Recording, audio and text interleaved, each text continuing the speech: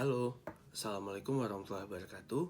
Perkenalkan, saya Fadil Ramadan, mahasiswa program studi ilmu manajemen, Fakultas Ekonomika dan Bisnis Universitas Gadjah Mada. Kali ini saya akan mempresentasikan tesis saya yang berjudul Peran Thriving at Work sebagai pemediasi, pengaruh dukungan organisasional persepsian terhadap kepuasan kerja. Sebelumnya, saya ucapkan terima kasih kepada Ibu Reni Rosari selaku pembimbing tesis saya. Penelitian ini dilatar belakangi oleh data yang dirilis oleh Badan Pusat Statistik atau BPS pada Februari 2021, di mana jumlah penduduk yang berada di kelompok generasi Y atau generasi milenial atau orang-orang yang lahir pada tahun 1981 hingga 1996 berjumlah 25,87%. Nah, kelompok ini merupakan kelompok kedua terbesar yang ada di Indonesia.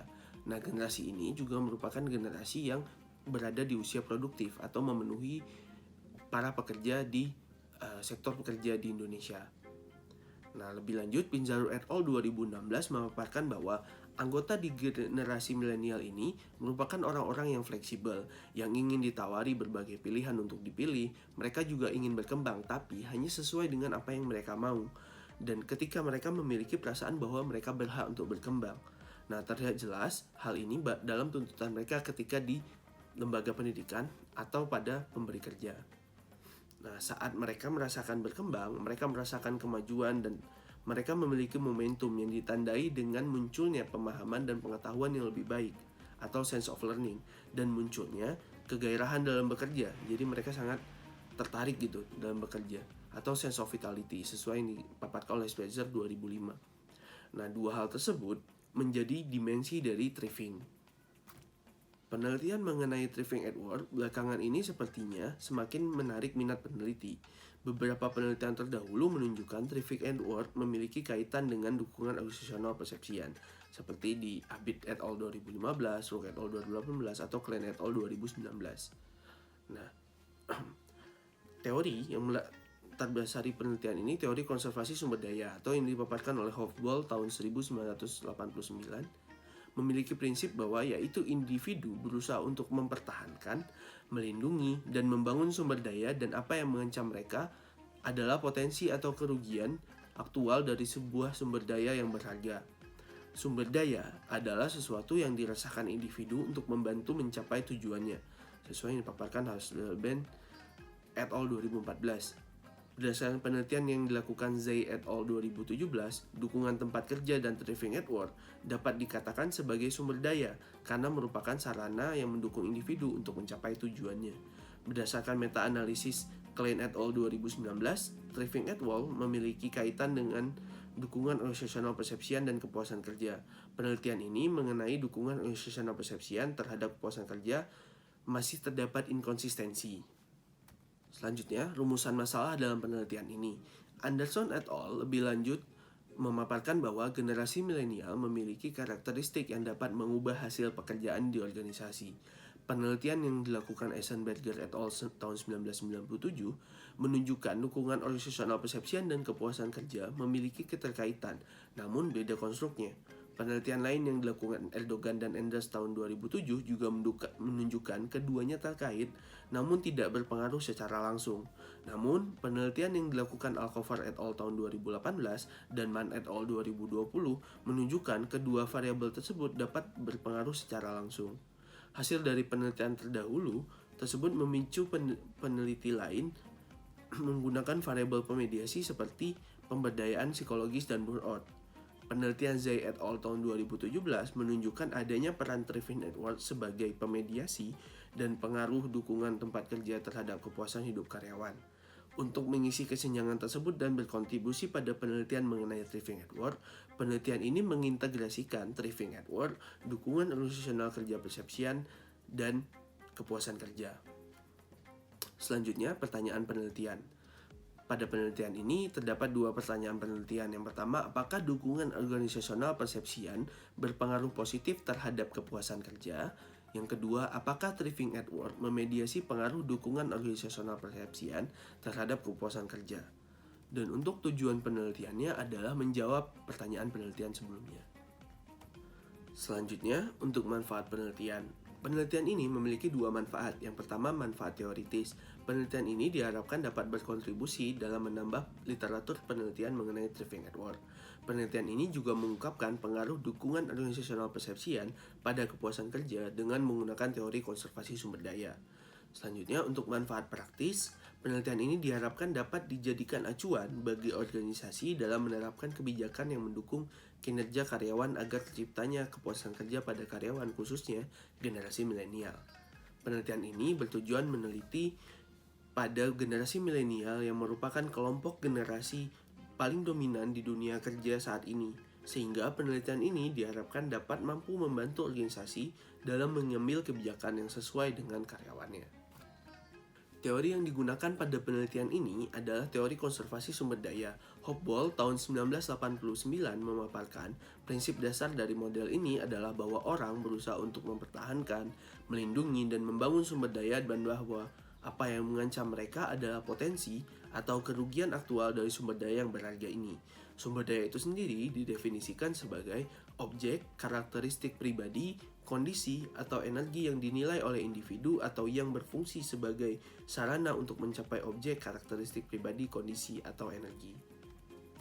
Selanjutnya, untuk pembangunan hipotesisnya, prinsip dari teori konservasi sumber daya adalah individu berusaha untuk mempertahankan, melindungi, dan membangun sumber daya sesuai yang dipaparkan oleh Hopewell. Nah, sumber daya itu adalah sesuatu yang dirasakan oleh individu untuk mencapai tujuannya. Nah, berdasarkan ini, dukungan organisasional persepsian dapat dikatakan sebagai sumber daya. Generasi milenial sendiri sangat suka diprovokasi, diizinkan membuat keputusan sendiri, menerapkan dan menguji keputusan mereka sendiri, atau didengarkan dan menerima umpan balik positif mengenai inisiatif sukses yang mereka miliki. Oleh karena itu, dukungan penuh dari organisasi dapat mendorong terciptanya kepuasan kerja pada generasi milenial. Berdasarkan ini, hipotesis 1 pada penelitian ini adalah dukungan organisasional persepsian berpengaruh terhadap kepuasan kerja. Kemudian, untuk hipotesis 2-nya, prinsip dari teori konservasi sumber daya seperti yang dipaparkan sebelumnya adalah individu untuk berusaha mempertahankan, melindungi, dan membangun sumber daya. Nah, Hopewell tahun 2010 juga memperkenalkan konsep jalur karavan sumber daya, yaitu kondisi lingkungan yang mendukung, mendorong, memperkaya, dan melindungi sumber daya individu, keluarga, dan organisasi, atau yang mengurangi, merusak, menghalangi, atau memiskinkan sumber daya dari individu tersebut. Bergkamp 2014 menjelaskan bahwa generasi milenial melihat pendidikan sebagai suatu kunci sukses dalam kehidupan bisnis. Mereka menganggap tempat kerja sebagai kesempatan untuk belajar karena mereka percaya pada pentingnya belajar sepanjang hayat. Generasi ini sangat suka belajar untuk mengembangkan dirinya. Nah, dengan adanya thriving tadi atau mengembangkan diri, itu dapat diartikan sebagai sebuah konsep sumber daya yang dapat diperkaya, didorong, atau didukung, dan individu akan mencoba melindungi sumber dayanya ini untuk mencapai tujuannya. Dalam hal ini tujuannya kepuasan kerja. Oleh karena itu, hipotesis 2-nya, Thriving at Work, sebagai pemediasi pada pengaruh dukungan organisasional persepsian terhadap kepuasan kerja. Kemudian model penelitian saya adalah sebagai berikut. Selanjutnya, untuk populasi dan sampel penelitian saya, populasi pada penelitian ini adalah para pekerja generasi milenial atau pekerja yang lahir tahun 1981 hingga tahun 1996. Untuk sampelnya menggunakan non-probabilitas atau purposive sampling dengan sesuai yang dipaparkan oleh Hare tahun 2013, jumlah sampel minimal 100 orang, dan kriterianya adalah para pekerja milenial yang telah bekerja minimal 1 tahun. Kenapa 1 tahun? Karena asumsinya para pekerja yang telah bekerja 1 tahun sudah mengenal betul tempat kerjanya, tugasnya, dan apa yang akan mereka kerjakan. Selanjutnya, berikut adalah definisi operasional pada penelitian ini.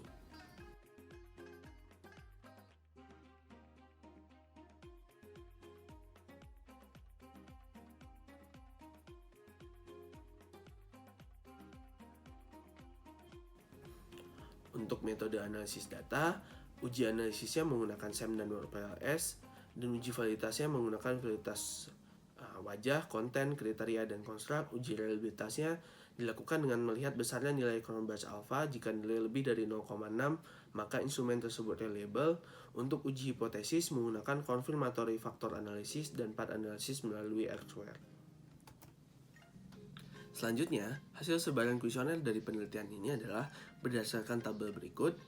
Kuesioner yang terkumpul berjumlah 245, namun terdapat 57 kuesioner yang tidak dapat diolah karena tidak memenuhi kriteria yang ditentukan. Selanjutnya, kuesioner yang dapat diolah bersisa 188, dan kuesioner yang dapat dianalisis sejumlah 188 kuesioner. Selanjutnya, untuk uji validitas konvergen dan diskriminan, nilai AVE seperti yang ditunjukkan pada tabel berikut. Pada tabel ini menunjukkan bahwa nilai masing-masing konstruk memiliki nilai AVE di atas 0,5, yang mana hal ini dianggap memenuhi syarat sebagai validitas konvergen. Selanjutnya, untuk nilai akar kuadrat AVE berdasarkan tabel berikut, nilai akar kuadrat AVE dari masing-masing konstruk lebih besar apabila dibandingkan nilai cross-loading antar konstruk sehingga validitas diskriminan dalam penelitian ini dapat terpenuhi.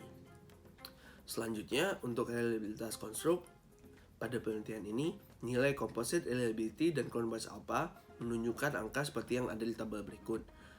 Nah, berdasarkan tabel berikut dan berdasarkan Hare et al. 2013, nilai Cronbach's alpha dan composite reliability dinyatakan reliable apabila lebih besar dari 0,7. Dengan demikian, uji reliabilitas dari penelitian ini dinyatakan telah terpenuhi. Selanjutnya, untuk uji kesesuaian model, pada tabel ini menunjukkan nilai average paired coefficient atau APC memiliki nilai 0,508 dengan P di bawah 0,001. Maka kesimpulannya, model ini dapat diterima. Kemudian untuk average R-square atau ARS nilainya 0,523 dengan P 0,001, di mana model ini juga dapat diterima. Kemudian untuk average adjust R-square atau ARS nilainya 0,519, model ini juga masih dapat diterima.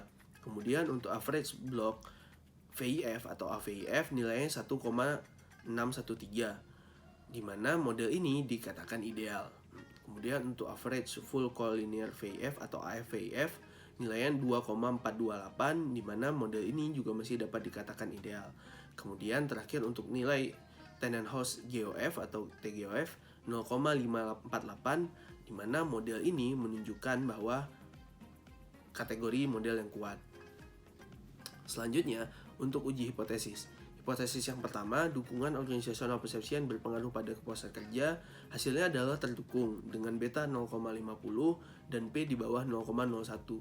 Selanjutnya, untuk hipotesis kedua, Treving-Edwards memediasi pengaruh dukungan organizational perception pada kepuasan kerja. Hasilnya terdukung secara parsial dengan nilai VAF 66% atau 0,66. Selanjutnya, kesimpulan dari penelitian ini terdapat dua, yaitu pertama, dukungan organizational perception berpengaruh langsung pada kepuasan kerja. Selanjutnya, Treving-Edwards memediasi secara parsial pengaruh dukungan organizational perception terhadap kepuasan kerja. Penelitian ini memiliki beberapa implikasi. Yang pertama, implikasi teoritis. Penelitian ini dapat menambah literatur dan referensi, yaitu pada penelitian tentang pengaruh Treving-Edwards dalam konteks generasi milenial. Penelitian ini juga memberikan hasil bahwa ada pengaruh secara langsung maupun tidak langsung antara dukungan organizational perception dan Treving-Edwards terhadap kepuasan kerja. Selanjutnya, untuk implikasi praktis, penelitian ini memberikan saran bagi organisasi agar para pimpinan memberikan dukungan bagi para pekerja generasi milenial dengan memberi banyak kebebasan dan kesempatan dalam pengambilan keputusan di pekerjaan yang dilakukannya. Terakhir, keterbatasan dan saran. Penelitian ini menggunakan metode kuantitatif dengan proses pengumpulan data menggunakan metode survei. Penelitian selanjutnya diharapkan untuk dapat menggunakan metode penelitian yang berbeda agar mendapatkan hasil penelitian yang baru untuk menambah kontribusi pada penelitian mengenai teori konservasi sumber daya dan variabel lainnya. Selanjutnya, jumlah sampel yang digunakan dalam penelitian ini berjumlah 188 sampel. Penelitian selanjutnya diharapkan dapat menggunakan sampel penelitian dengan jumlah lebih banyak agar lebih dapat merepresentasikan populasi. Terakhir, penelitian ini hanya menguji efek pemediasi dari Treving-Edwards dan menggunakan teori konservasi sumber daya. Penelitian selanjutnya diharapkan dapat menggunakan teori yang lain yang mungkin dapat menggambarkan hasil penelitian dengan lebih baik. Pengujian menggunakan teori lain dalam melihat peran Treving-Edwards sebagai pemediasi juga dapat menambah sumbangsi pada penelitian mengenai variabel ini. Terima kasih telah menyaksikan video presentasi tesis saya. Saya Fahri Ramadan. Wabillahi taufiq wal hidayah. Wassalamualaikum warahmatullahi wabarakatuh.